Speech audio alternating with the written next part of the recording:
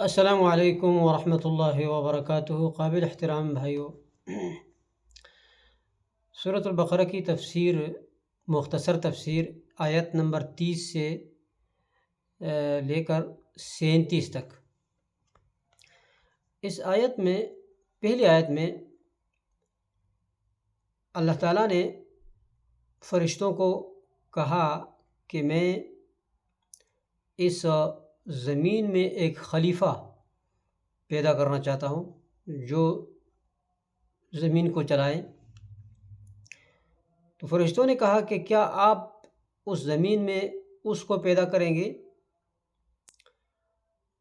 جو کہ زمین میں خون بہائے گا، فساد کرے گا، جس طرح اس انسان سے پہلے لوگ کر رہے تھے؟ اور ہم آپ کی تسبیح بیان کرتے ہیں، ہم آپ کا حمد بیان کرتے ہیں اور آپ کی بڑائی بیان کرتے ہیں۔ تو اللہ تعالیٰ نے فرمایا کہ جو میں جانتا ہوں وہ تم نہیں جانتے۔ آدم علیہ السلام کو اللہ تعالیٰ نے پیدا کیا۔ دوسری آیات میں اللہ نے فرمایا کہ آدم علیہ السلام کو اللہ نے سارے چیزوں کے جو نام ہیں وہ سکھائے کہ فلاں چیز کو یہ کہتے ہیں، یہ کہتے ہیں۔ پھر ان ناموں کو فرشتوں پہ پیش کیا کہ آپ بتائیں ان چیزوں کے کیا کیا نام ہیں۔ تو فرشتوں نے کہا کہ یا اللہ، آپ کی تسبیح بیان کرتے ہیں ہم، پاکیت ہو آپ کے لیے، ہمارے پاس اتنا علم نہیں ہے، ہمارے پاس جو علم ہے وہ اتنا ہے جتنا آپ نے ہمیں دیا ہے۔ تو اللہ نے فرمایا آدم علیہ السلام کو کہ ان کو بتاؤ، ان چیزوں کے نام بتاؤ۔ تو آدم علیہ السلام نے سارے نام بتائے۔ تو اللہ نے فرمایا کہ میں فرشتوں کو کہ میں نے تمہیں نہیں کہا تھا کہ میں آسمانوں اور زمینوں کے غیب جاننے والا ہوں، اور جو تم بظاہر کر رہے ہو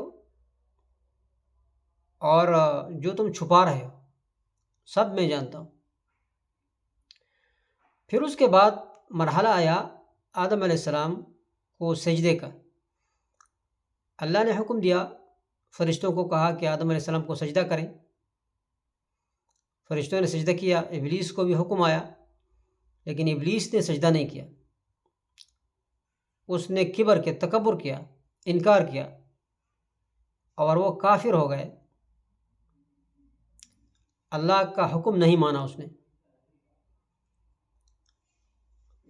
ابلیس تو مرتد ہو گیا اور وہ مردود ہو کے نیچے اتر گیا۔ اللہ تعالیٰ نے اس کو جنت سے نکال دیا۔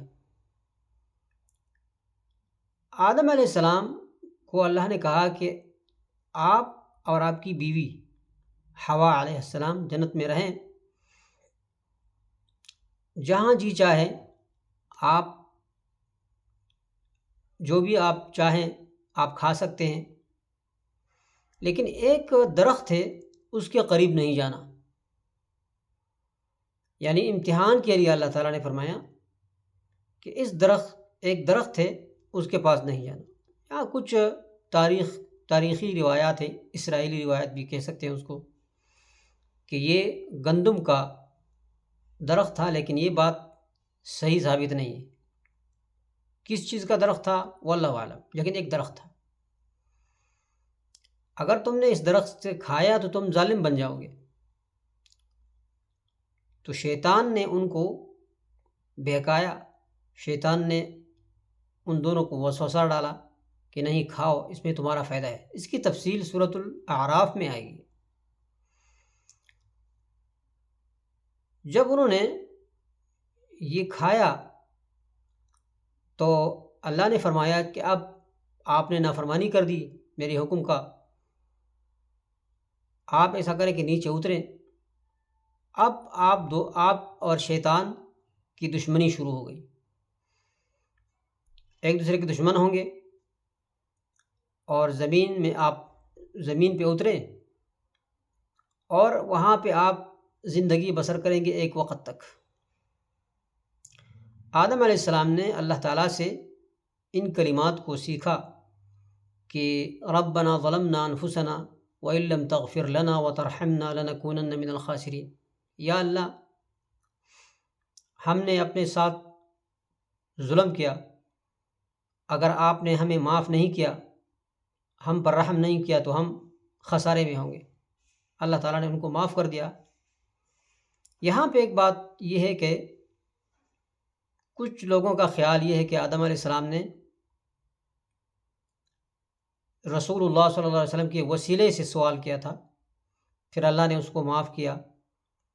یہ روایت من گڑت ہے، اس میں کوئی بھی روایت صحیح نہیں ہے۔ قرآن میں اللہ نے فرما دیا کہ یہ کلمات تھے، اللہ تعالیٰ نے سکھائے آدم علیہ السلام کو، آدم علیہ السلام نے وہ کلمات پڑھے، اللہ تعالیٰ نے اس کو معاف کر دیا، توبہ قبول ہوا۔ تو یہ تھا حاصل آج کے مختصر تفسیر کا۔ وما علینا الا البلاغ، وصلی اللہم علی نبینا محمد وعلی آلہ وصحبہ وسلم۔